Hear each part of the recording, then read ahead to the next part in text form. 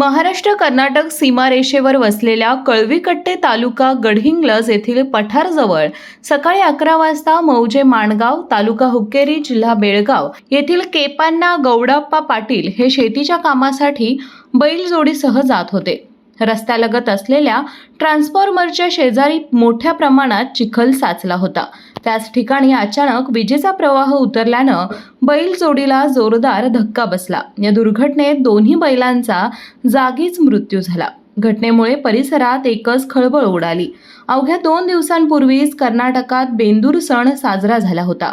सणानंतर लगेचच ही दुर्घटना घडल्यानं या शेतकऱ्यावर मोठं आर्थिक संकट ओढवलं आहे. वीज वितरण यंत्रणेकडील निष्काळजीपणाबाबत शेतकरी वर्गातून संताप व्यक्त होत आहे.